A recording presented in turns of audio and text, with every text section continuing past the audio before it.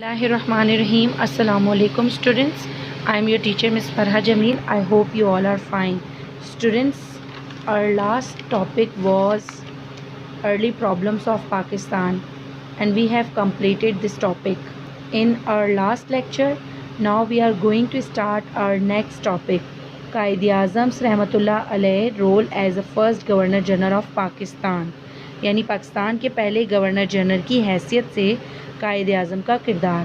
بچوں اس میں پوائنٹس کی صورت میں دیا گیا ہے تو ہم بھی پوائنٹس کی صورت میں ہی سمجھنے کی کوشش کرتے ہیں اور یہ صفحہ نمبر 97 پر موجود ہے.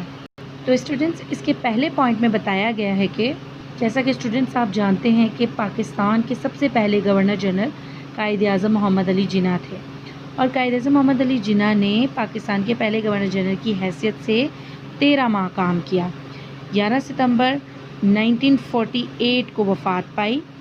بچوں as a governor general Quaid Azam رحمۃ اللہ علیہ نے اپنی بصیرت اور قائدانہ صلاحیتوں سے اہم قومی معاملات کو سلجھایا جس سے پاکستان اپنے قدموں پر کھڑا ہو سکا. آپ نے اس سے پچھلے ٹاپک میں بھی پڑھا تھا کہ پاکستان کو اپنے ابتدائی دور میں کن مشکلات کا سامنا کرنا پڑا. تو ان مشکلات کے ساتھ قائد اعظم نے اپنی بصیرت اور قائدانہ صلاحیتوں کا استعمال کرتے ہوئے ملک کو اپنے پیروں پر کھڑا کیا. بچوں یہاں پکچر میں آپ دیکھ سکتے ہیں قائد اعظم محمد علی جناح کو as a governor general of Pakistan.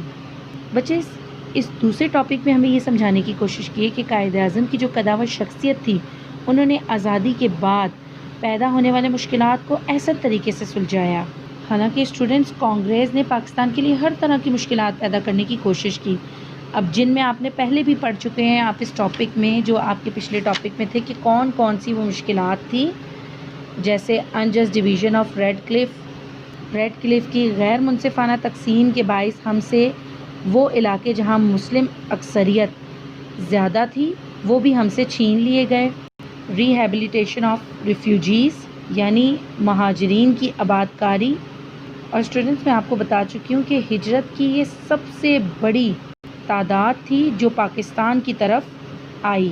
تو ان مسائل کا بھی سامنا قائد اعظم محمد علی جناح نے بہت فراخ دل سے کیا.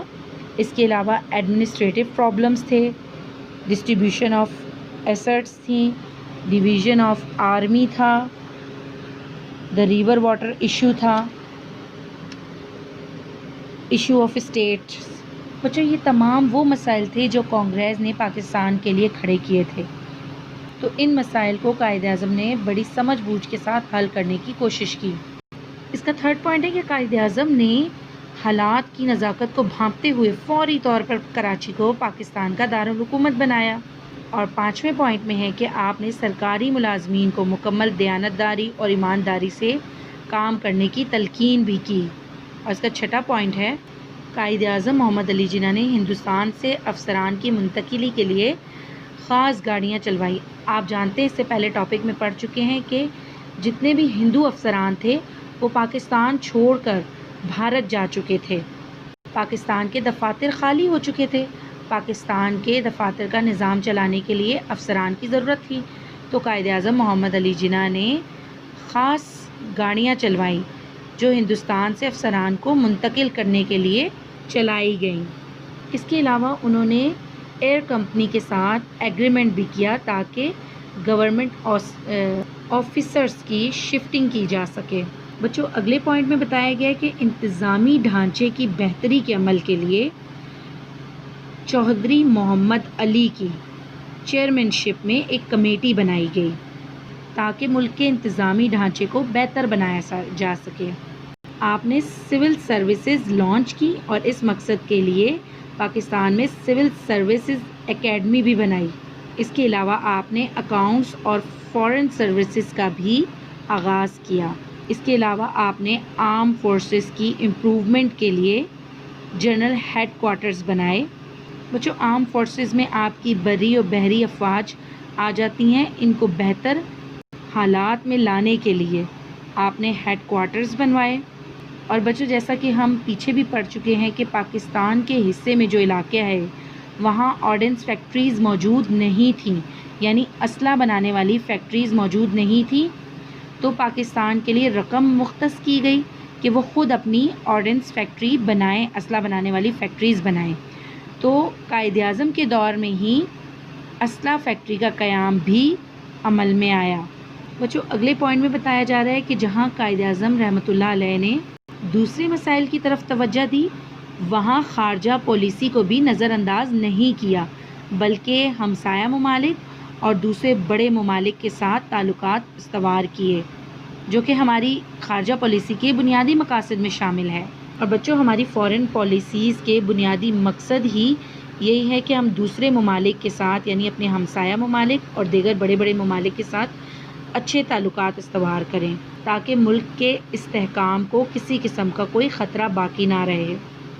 اور بچوں اگلے پوائنٹ میں بتایا گیا کہ یونائٹڈ نیشن یعنی اقوام متحدہ میں بھی ممبرشپ ہمیں قائد اعظم رحمۃ اللہ علیہ کے دور میں ہی حاصل ہوئی۔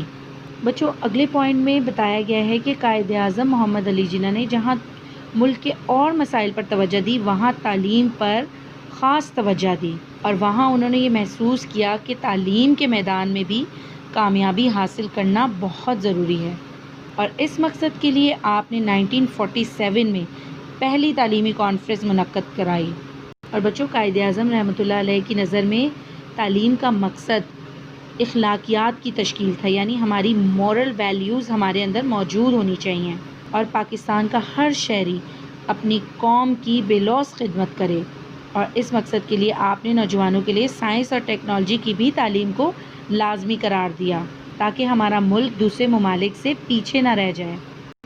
بچوں سیکنڈ لاسٹ پوائنٹ میں بتایا گیا ہے کہ قائد اعظم رحمۃ اللہ علیہ اپنی آخری دم تک جان پاکستان کے لیے قربان کرتے رہے، اور انہوں نے پاکستان کی ہر ممکن خدمت کی، یہاں تک کہ ان کے آخری دور میں خرابی صحت کے باوجود بھی اہم فائلوں کا بھی مطالعہ کرتے رہے۔ اور بچوں لاسٹ پوائنٹ میں یہ بتایا گیا کہ قائد اعظم رحمۃ اللہ علیہ کو موذی مرض TB تھا، لیکن انہوں نے مرض ہونے کے باوجود بھی کبھی ہمت نہ ہاری، حالانکہ TB نے انہیں بہت کمزور کر دیا تھا، اس کے باوجود آپ کے حوصلے پست نہ ہونے پائے، اور انہوں نے اپنے فرائض کے آگے اپنے مرض کو آڑے نہ آنے دیا۔ بچوں قائد اعظم نے پاکستان کی اس قدر خدمت کی ہے کہ اگر ہم یہ کہیں قائد اعظم نے اپنے خون سے پاکستان کی آبیاری کی ہے تو یہ بے جا نہ ہوگا۔ تو بچوں یہ تھا پاکستان کے پہلے گورنر جنرل کی حیثیت سے قائد اعظم کا کردار۔ اگر ہم ایکسرسائز پر نظر ڈالیں تو یہاں پر آپ کے پاس سوال نمبر 11 ہے، explain the role of Quaid Azam is first governor general of Pakistan.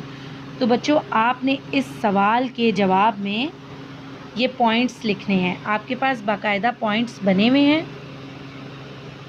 Quaid Azam رحمۃ اللہ علیہ role is first governor general of Pakistan, آپ کے پاس یہ پوائنٹس بنے ہوئے ہیں یہاں تک۔